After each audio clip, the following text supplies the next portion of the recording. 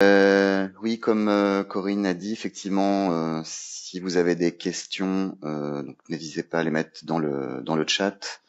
Euh, je pourrais, alors j'aurai pas tout le temps l'œil sur le chat, mais sachez qu'à la fin il y aura une petite partie démo.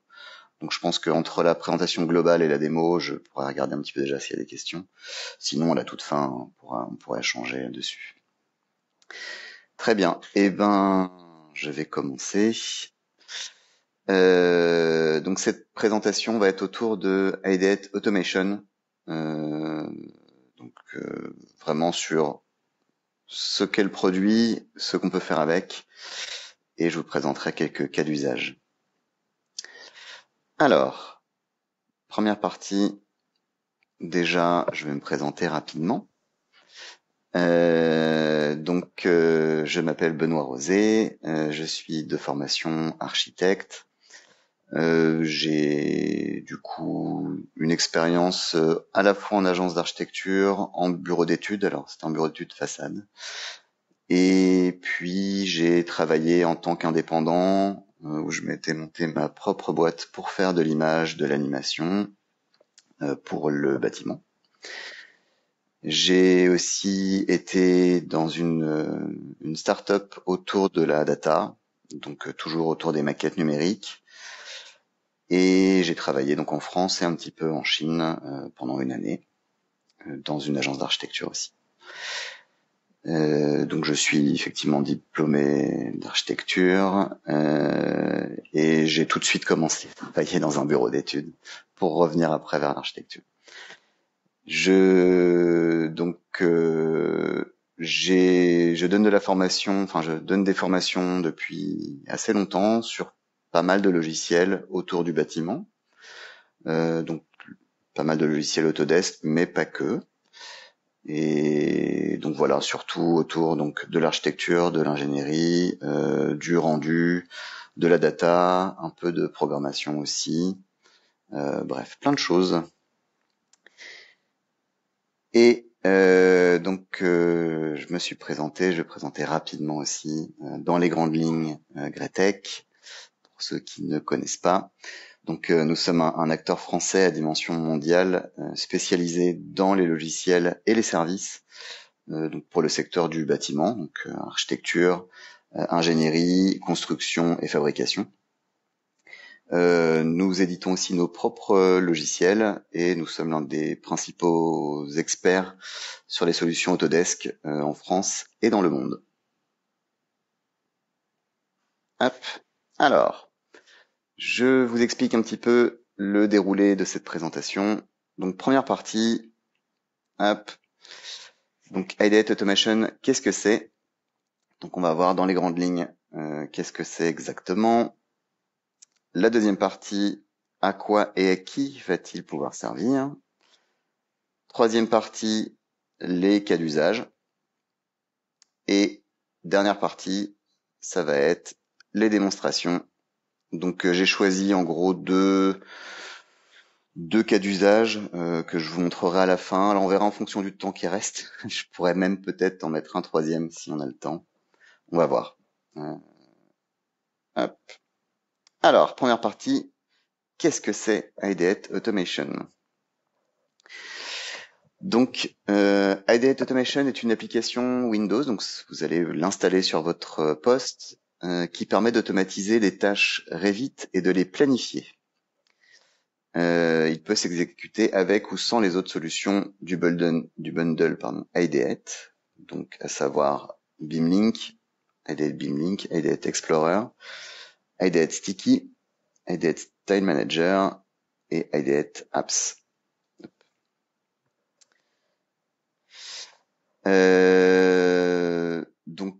Dans le bundle IDET, à la base, on a effectivement IDET Beamlink, on va avoir IDET Explorer, IDET Sticky, IDET Style Manager et IDET Apps. Et à part, on va avoir donc le produit dont on va parler là, qui est IDET Automation. Donc il n'est pas compris dans le bundle de base IDET. C'est donc une application à part qui ne va pas se trouver dans le ruban de Revit, dans le menu IDET. C'est un outil qui va être vraiment à part. On va l'ouvrir hors Revit.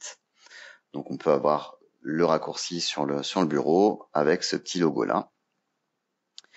Et il supporte les versions de Revit depuis 2020 jusqu'à 2025, donc la dernière en date.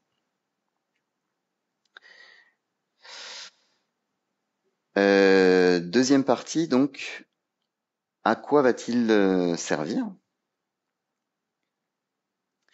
Alors, première chose, IDET Automation peut donc s'exécuter sans avoir les autres outils du bundle IDET. Donc là, il y a un exemple, enfin quelques exemples de fonctionnalités que vous allez pouvoir utiliser juste avec IDET Automation. Donc par exemple, l'ouverture d'un ou de plusieurs fichiers Revit. Ça, c'est déjà assez pratique. Vous verrez quand on fera la démonstration. IDET Automation est capable tout seul d'aller ouvrir votre Revit et d'aller ouvrir un ou plusieurs fichiers de Revit et de savoir aussi les ouvrir en fonction de la version dans lesquelles ils ont été créés et de retrouver la bonne version de Revit du coup qui est installée sur votre poste. Pareil pour les exports PDF, les exports IFC, les exports Navisworks, export AutoCAD. Donc tout ça, IDET Automation va être capable d'ouvrir Revit et de faire ce genre de tâches-là tout seul en automatique. La publication vers ACC aussi, on va pouvoir publier des modèles sur le cloud. Ça, je reviendrai en détail sur chacune de ces tâches parce qu'effectivement, il y a des gros avantages par rapport à ce qu'on peut déjà faire dans Revit. Donc on va pouvoir détailler un petit peu tout ça. La maintenance des fichiers, la mise à niveau des fichiers, si vous voulez migrer d'une version à une autre, par exemple. Les enregistrements, donc voilà, faire des audits, sauvegarder vos fichiers, etc. à différents moments. C'est des choses que IDET Automation va être capable de faire. Donc on peut l'utiliser donc avec ou sans les autres outils IDET. Il existe une version d'essai de 30 jours qui est gratuite, donc ça vous permet déjà de le tester. Et donc deuxième partie, effectivement, il va y avoir d'autres fonctionnalités plus avancées où IDET Automation va fonctionner avec les autres outils IDET du bundle.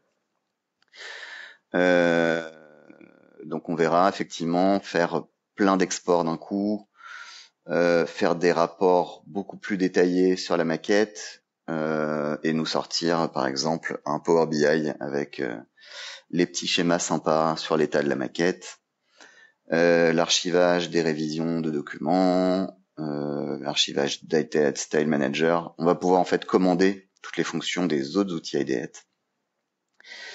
Export quantité, Kobi, bon c'est pas trop pour nous, mais on peut aussi effectivement l'utiliser. Rapport avertissement IDET Explorer, donc pareil, on pourra faire des rapports sur les avertissements de la maquette selon la criticité des avertissements, etc. Les collisions des annotations, bref, en se servant des autres outils IDET. Donc effectivement, si vous avez à la fois et le bundle et automation, du coup il y a encore plus de possibilités en mélangeant les deux. Et donc il existe effectivement une licence flottante que vous pouvez du coup utiliser et vous partager. Alors, toujours dans le même thème, à quoi il sert donc et surtout à qui il va servir. Donc pour l'instant, c'est vraiment autour des utilisateurs de Revit. Il me semble qu'il y aura d'autres possibilités avec Automation qui sortiront de Revit, mais pour l'instant, c'est très centré Revit, comme les autres outils IDET. Il est recommandé pour les utilisateurs des autres solutions IDET. Donc si vous êtes déjà habitué aux autres outils, donc Beamlink ou autres, c'est un vrai plus. On va voir en quoi effectivement. Il est idéal pour tout ce qui va être tous les projets vraiment lourds, avec énormément de maquettes, beaucoup d'informations, beaucoup de livrables, etc. Parce que justement, vous allez voir qu'un des intérêts, ça va être la planification des tâches. Tout ce qui va pouvoir automatiser, on va pouvoir le planifier. Donc, s'il y a 15 maquettes à ouvrir et que ça prend, j'en sais rien, que ça prend 1 heure à ouvrir, on pourra le faire en dehors des heures de travail. Donc ça, c'est assez sympathique.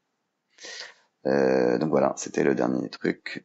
Permet d'effectuer vos tâches chronophages quand vous n'êtes pas à votre poste. Donc, vous pourrez planifier des tâches avant d'arriver au travail ou en partant du travail ou sur la pause déj ou autre.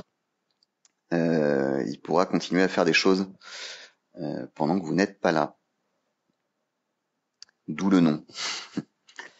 Alors, les cas d'usage. On va regarder donc un petit peu les différents cas d'usage. Donc avec les problèmes et les solutions associées. Donc premier cas d'usage. Et premier problème, les processus d'exportation de fichiers consomment des ressources informatiques, empêchant la productivité de l'utilisateur final pendant les heures de travail. Et donc la solution avec Ideate Automation. Donc Ideate Automation vous permet de gagner du temps en effectuant les tâches répétitives en dehors des heures de bureau. Donc ça, premier gros avantage.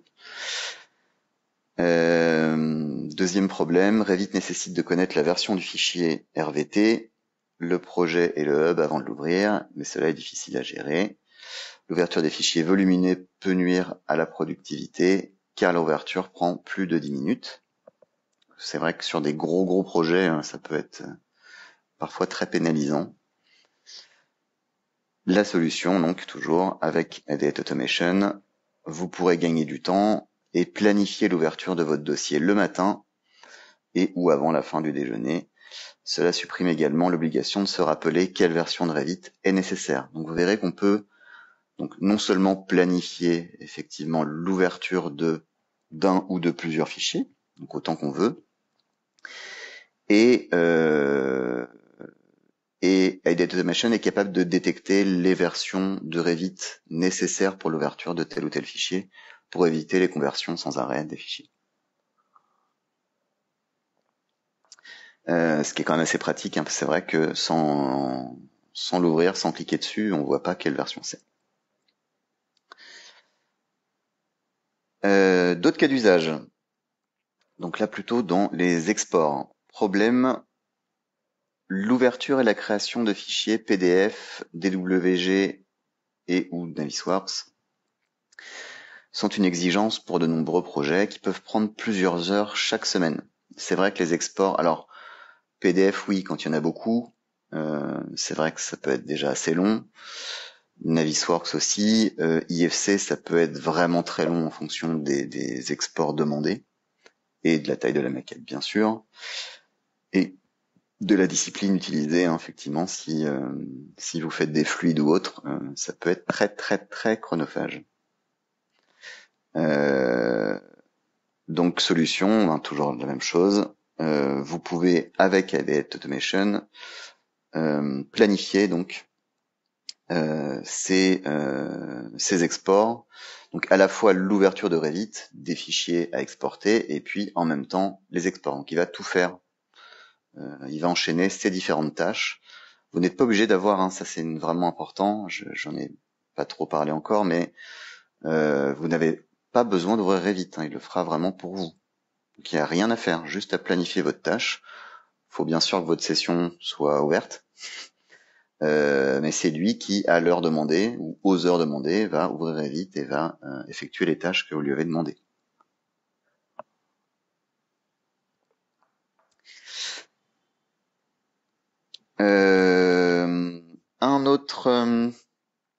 Un autre exemple, donc problème, l'ouverture et la création d'IFC sont une exigence pour de nombreux projets qui peuvent prendre plusieurs heures chaque semaine.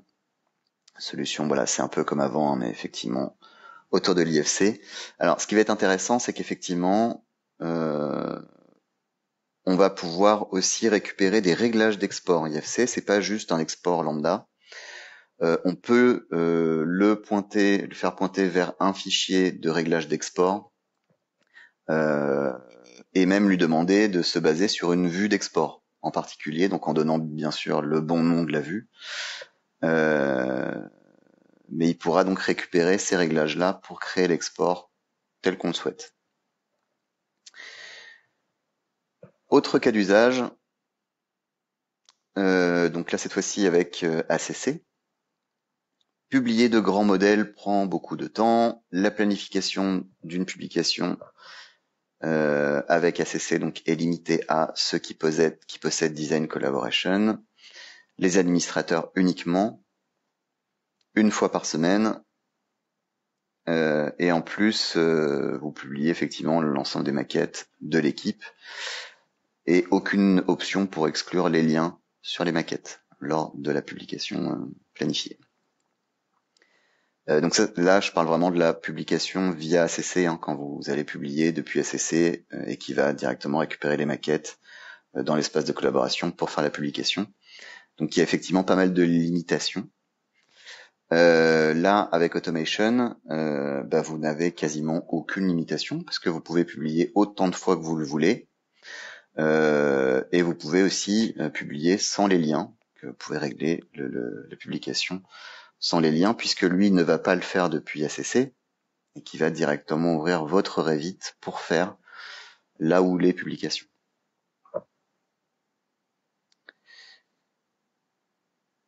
Donc prise en charge complète des solutions cloud Autodesk. On peut effectivement choisir les modèles locaux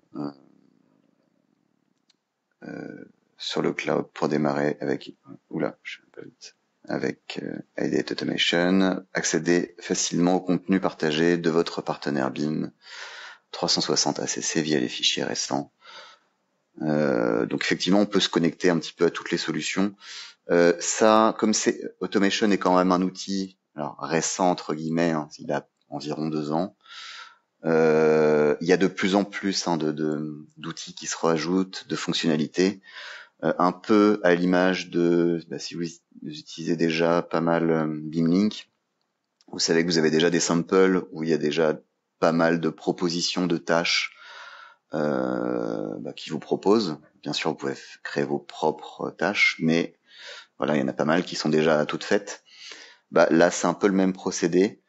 Il y a déjà beaucoup de choses qui sont proposées. Il y en aura beaucoup d'autres qui vont être rajoutées. Vous avez bien sûr la possibilité de préparer vos propres tâches aussi, ou de repartir de ce qui est proposé pour l'optimiser à votre travail.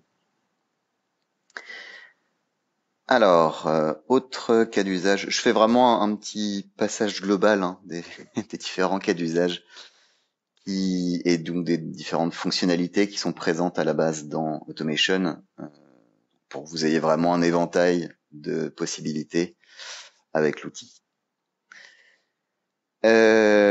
Problème, la maintenance des bibliothèques de famille est un processus important, fastidieux et ennuyeux. Je pense que tout le monde qui a déjà fait de la conversion de bibliothèque le sait. C'est long, c'est pas très passionnant. On n'a pas forcément envie de le faire, mais bon, faut le faire. Donc, pareil, avec Ideate Automation, il peut le faire à notre place. Sur des lots de fichiers de famille. Et donc, il va pouvoir faire effectivement la mise à niveau, l'audit en même temps des familles. Donc ça, c'est pas mal. Donc, il vous fera un rapport avec ça. Spécifier vers quelle version, effectivement, on veut les faire migrer. Supprimer toutes les sauvegardes, tous les petits backups de Revit, les petits .00, pareil, il peut les supprimer en même temps. Et vous faire un rapport détaillé sur toutes vos familles. Donc ça, c'est aussi assez sympa, il peut faire tout en même temps. Et encore une fois, vous pouvez le faire en dehors des heures de travail. Donc c'est pas obligé de laisser votre poste tourner et de ne pas pouvoir bosser sur Revit en même temps. Vous pouvez le faire en dehors de vos heures de travail ou sur la pause déj ou autre. C'est quand même assez pratique. Comme ça, quand vous revenez, vous avez le rapport et puis le dossier avec vos familles. Alors ça, c'est des petits exemples justement de rapports sur les rapports générés sur les familles, donc qui a été généré sur Excel, puisque Automation peut aussi commander Beamlink, donc faire des exports Excel et tout ça, avec les différents rapports sur vos familles. Donc là, on voit effectivement les tailles. Alors là, le rapport est en anglais. Mais effectivement, donc avec les tailles de fichiers, etc., qui l'a fait, bref, s'il y a des familles imbriquées, etc.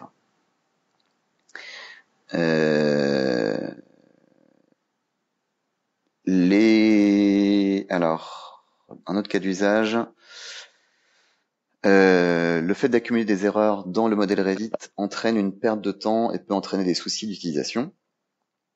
Solution. Alors, oui, on n'a jamais le temps de vérifier l'état des maquettes, n'est plus une excuse. Donc vous pouvez lui demander de faire vos audits maquettes, donc de vérifier l'état de vos maquettes Revit, de faire un petit coup effectivement de fichiers compacts, donc pour supprimer tout ce qui était réellement, enfin supprimer réellement ce qui a été supprimé dans la maquette, pas garder tout ça en mémoire. Il peut faire des corrections aussi de maquette, enfin de la petite option de correction de maquette qu'on peut obtenir quand on ouvre le fichier. Et puis, il peut vous créer en même temps donc des rapports de données sur les modèles qui sont bien sûr personnalisables, mais qui vous donneront un aperçu global sur l'ensemble de la maquette. Et donc vous pouvez ramener ça aussi sous forme de Power BI. Donc ça, alors on verra si j'aurai le temps de vous montrer ça. Mais effectivement, on a aussi un template Power BI qu'on peut vous fournir si vous prenez Automation, qui est déjà fait, que vous pouvez reprendre si vous le souhaitez, qui va se connecter à tous les exports de rapports qui vont être faits sur la maquette. Donc ça fait un petit aperçu sympa dessus. C'est plus visuel que du grand tableau Excel. Voilà. Exemple de rapport sur l'ouverture des maquettes. Bon, ça effectivement, c'était dans un petit fichier Excel. Des rapports sur les révisions, effectivement, donc avec la liste des feuilles et les révisions à côté. Donc ça, c'est des choses que je pense que vous connaissez si vous utilisez déjà un Beamlink.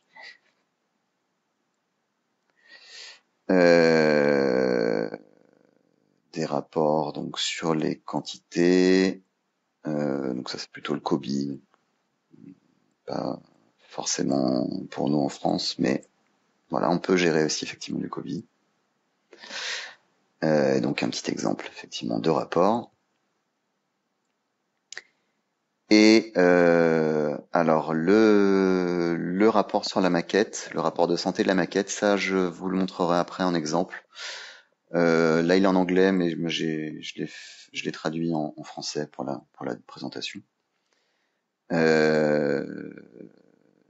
Donc on verra un petit peu ce que ça donne sur une maquette pour avoir un rapport complet sur la maquette.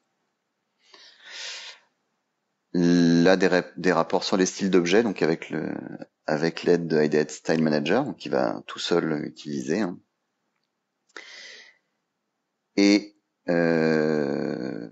donc là, effectivement aussi sur les conflits d'annotation, sur les problèmes de cotes, d'étiquettes vides, voilà, d'étiquettes libres, d'annotation masquée par un autre élément, etc.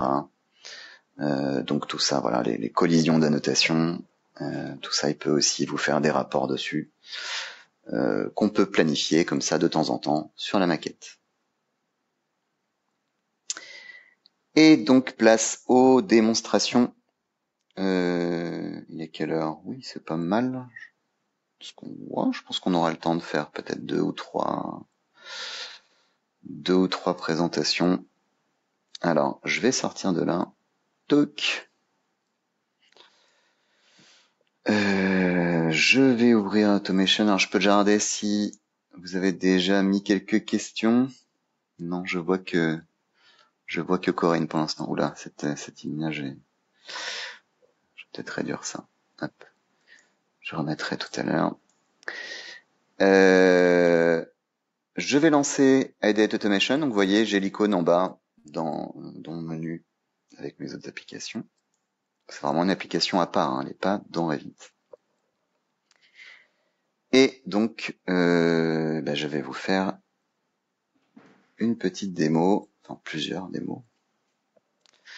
Ok, alors première chose à savoir, attention, comme c'est un produit, c'est le dernier produit de Ideate, hein, Ideate Automation, il n'a pas encore été traduit en français. Alors bon, moi comme je suis un peu geek de nature, je me suis amusé à retrifouiller les fichiers et je les traduis moi-même en français partiellement.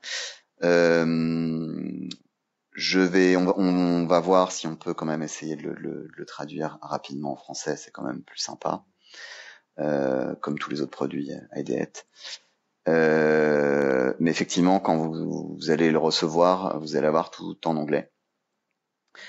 Donc vous avez une partie, un accueil avec effectivement donc le petit tuto au début. Enfin, ça vous renvoie vers les tutos en ligne qui sont plutôt bien faits, en anglais aussi, et qui vont vous présenter un petit peu comment ça fonctionne et tout ça. Donc vous êtes vraiment, vous êtes pas perdu normalement, il y a ce qu'il faut. Vous verrez aussi en page d'accueil donc les derniers, les dernières tâches que vous avez effectuées. Donc à quelle heure, quand, quelle date, la tâche qui a été effectuée, si ça a fonctionné ou pas. Et puis vous avez d'autres boutons, donc effectivement pour gérer, créer les tâches que vous allez pouvoir exécuter. Donc ça c'est ce qu'on va regarder juste après. Ça va permettre de ramener des éléments, donc des fichiers Revit sur lesquels on va pouvoir travailler après. Une partie tasks qui est la planification, donc pour planifier des tâches. Donc on peut après ramener des tâches, les planifier, tout ça. Et après, donc vous avez les réglages. Je vais pas aller trop dans le détail des réglages. Sachant qu'on refera sûrement d'autres présentations autour du produit, en fonction aussi des demandes sur différentes utilisations, je pense.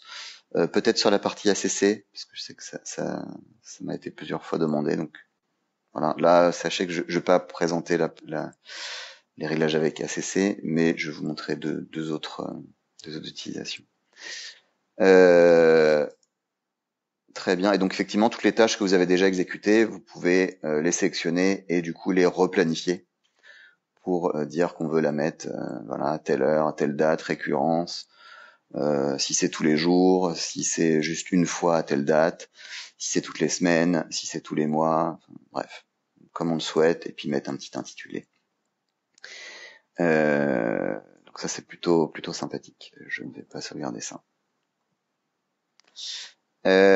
Alors, je vais vous montrer, j'ai préparé donc des exemples. Donc là, c'est tous les samples qui vous donnent, donc qui sont avec le logiciel. J'en ai parlé, hein, tous les trucs d'export, etc. Ils vont tous être un peu séparés. Vous allez avoir la première partie avec tous les scripts d'automation qui fonctionnent sans forcément avoir le reste des solutions IDE. Donc il y a déjà beaucoup de choses de possibles. Et vous allez avoir après les scripts qui vont fonctionner avec les autres solutions IDE. Donc tout ce qui va être contrôle qualité de la maquette, etc. Publication ou autre, Kobi, bref, qui vont se servir globalement plutôt de BIM-Link pour faire les exports Excel ou des autres applications IDE pour faire des contrôles dans la maquette et tout ça. Alors, ça c'est mes petits trucs à moi que j'ai préparés. Pareil, hein, les scripts qui sont là sont en anglais quand vous allez les utiliser, les charger. Si j'en prends un par exemple, donc la description là va être en anglais et puis la manière de le paramétrer va être aussi en anglais. Moi, les scripts que je me suis fait, je me les suis fait en français. Donc, j'en ai fait un sur l'export IFC où j'ai mis la petite description en français pour chaque fichier Revit sélectionné, démarrer vite, export en modèle IFC avec la possibilité d'utiliser une vue spécifiée et d'importer les données de configuration IFC à partir d'un fichier JSON et donc utilise IDET Automation 3.0. Donc je vais commencer par celui-là. Je vais faire Next. Et donc j'ai mis aussi en français là du coup les petits boutons pour paramétrer mon export. Donc je vais chercher le ou les fichiers Revit. Sachez qu'il y a une option aussi liste de fichiers. Donc il y a un script automation qui permet de générer à partir d'une sélection de fichiers, de générer une liste de fichiers pour pouvoir la réutiliser plus tard. Si vous savez que vous allez faire une tâche récurrente et que vous allez faire par exemple là, des exports IFC toutes les fins de semaine sur 15 fichiers en particulier, vous pouvez déjà vous créer la liste de fichiers. Comme ça, prochaine fois, il va se baser là-dessus. Et vous n'avez pas à les resélectionner. Bon, là, je vais le faire manuellement. Je vais aller rechercher un fichier, alors pas sur le cloud, mais en local. Il va retrouver toutes les maquettes que j'ai sur mon poste. Je vais me prendre celui-là, Article Automation, Select. Je vais prendre qu'une maquette pour aller plus vite. Choisir dossier de destination, donc je vais mettre ça, je me suis créé un petit dossier export où j'ai déjà normalement dedans une maquette, du coup ça en mettra une deuxième. Option d'export, donc effectivement je peux choisir soit fichier de configuration, configuration de base, ou une qui a été propre, enfin qui a été mise dans le projet. Je vais rester sur mon fichier de configuration. Vue d'export, effectivement, si je me suis créé une vue d'export spécifique pour l'IFC dans la maquette, je peux taper le nom de la vue d'export. Faut par contre bien la nommer, mettre exactement le même nom pour qu'il l'utilise. Et nom du fichier, donc là il va me mettre par défaut, effectivement, ce qui est plutôt pas mal, il va me mettre je crois que le nom de la configuration d'export utilisée. Et le nom du fichier Revit. Garder uniquement les fichiers IFC dans le dossier. Bon, on peut le cocher pour qu'il fasse un petit nettoyage. Moi, je vais tout garder. Et je vais faire Next. Et je vais pas le planifier, là, je vais le lancer directement. Vous voyez bien que là, j'ai aucun Revit ouvert. Et donc, je vais faire Save and Run. Donc là, j'ai mon automation qui va se mettre en route. Donc ça aurait fait la même chose si je l'avais planifié. Dès que j'arrive à l'heure planifiée, à la minute planifiée, il va lancer du coup l'automation et donc il va tout seul aller rechercher, aller ouvrir Revit et aller lancer les différentes tâches qu'il a à faire. Alors on va voir si c'est trop lent. Peut-être que je le couperai, mais que vous voyez un petit peu ce que ça fait quand il se lance. Donc là, vous voyez que il est en train d'ouvrir Revit tout seul.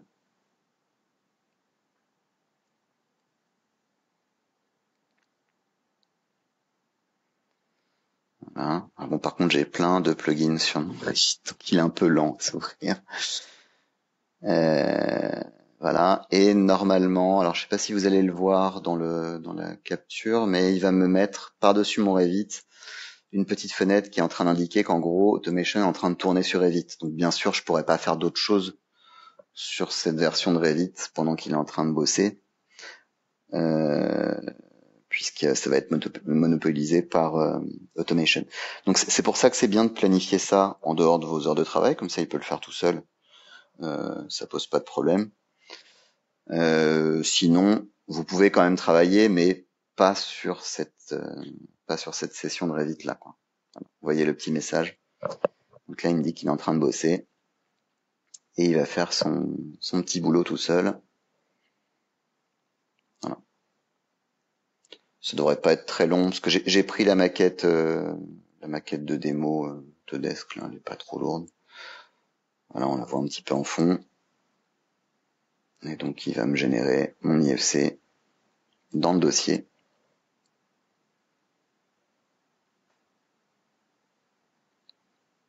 Je pense que ça devrait être terminé là.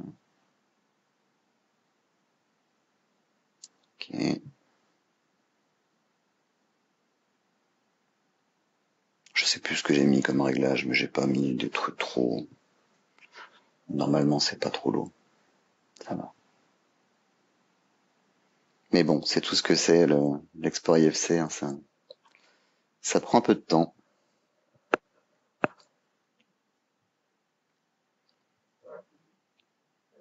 Et puis oui, j'ai beaucoup je commence à avoir, j'en ai retiré, pourtant j'en ai désactivé des plugins, mais ça me ralentit pas mal aussi mon Revit. Bon, je pense normalement il a déjà dû faire le truc. Je vais être juste en train de vérifier que c'est bien fait. Ok, c'est bon. Et donc là, normalement, une fois qu'il a terminé, voilà. Alors il me dit que ça s'est complété avec des erreurs. Je pense que c'est parce que j'ai pas mis le nom. Dans mon export IFC, je crois que j'avais spécifié que je prenais une vue. Or, j'ai pas mis le nom de la vue. Je me rappelle plus d'ailleurs le nom de la vue que j'ai mis. Donc ça doit correspondre à ça. Mais il l'a bien complété. C'est juste qu'il me dit qu'il y a eu un petit souci. Donc là, si je regarde dans mon dossier, là-dedans, c'était le dossier export. Voilà. Alors je dois avoir ma maquette d'hier et j'ai celle-là, donc qui vient de faire là, 11h38. Donc là, j'ai effectivement mon IFC. Hein. Je peux l'ouvrir. Là, tac.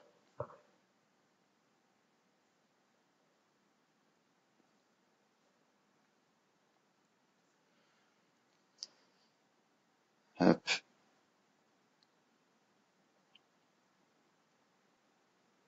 Et voilà. Très bien.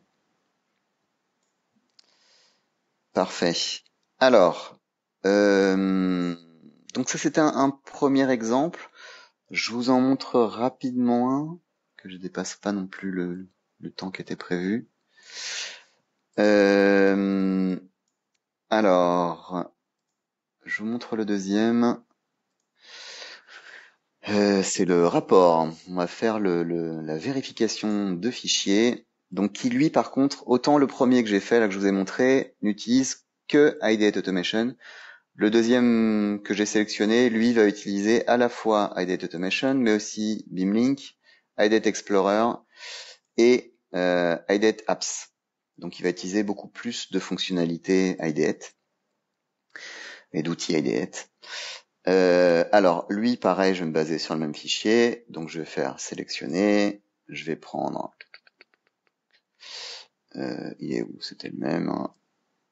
Hop, il est là, select, files, liste de fichiers non, localisation du template, je vais garder le template que j'avais créé, fichier destination, je vais mettre, alors peut-être j'avais fait un dossier test, c'est très bien, sélectionner. Nom du fichier, pareil, c'est très bien, il va le faire tout seul en fonction de la maquette. Et ça, je vais pas y toucher. Pareil, c'est pour aider mon template avec tous les critères que je veux avoir dedans. Utiliser le rapport, ne considérer que les vues dans les feuilles, c'est très bien. Next, hop, et save and run. Donc pareil, il va me rouvrir Revit, faire tourner tous les outils Ideate dont il a besoin, et il va me créer mon rapport sur la maquette. Donc il va arriver après, donc il va se mettre dans le tableau après celui que j'ai fait tout à l'heure. Ce qui est bien, c'est que en fait, comme vous allez le créer vous allez l'exécuter une première fois pour voir si ça fonctionne. La fois d'après, en fait, il va apparaître dans le tableau, du coup, et vous avez juste à le replanifier et dire voilà, mon truc marche, je vais le faire tous les, je sais pas quoi, tous les vendredis avant de partir en week-end, ou je sais pas quand, ou les lundis avant d'arriver au bureau, ou bref, ou dans la journée de midi, ou je sais pas quoi. Et du coup, il va vous créer ça, soit vos rapports, soit vos exports, soit vos publications vers ACC, vos nettoyages, migrer vos familles et tout ça. Et vous pouvez vous planifier comme ça plein de tâches à différents moments de la journée ou de la semaine ou du mois. qu'il vous fasse ça tout seul sur votre session. Faut juste pas éteindre l'ordi avant de partir, parce que là, il saura pas allumer l'ordi, forcément. Mais sinon, il va vous faire tout ça. Donc là, on voit effectivement, il est en train de bosser. Il est en train de faire son export Beamlink basé sur tout ce que je lui ai demandé. Voilà, il bosse.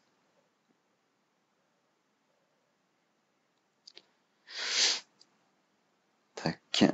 Et normalement, je pense qu'il devrait avoir fini parce que l'export Beamlink, ça doit être la dernière chose qu'il fait, c'est qu'il exporte tout ce qu'il a trouvé avec les autres outils.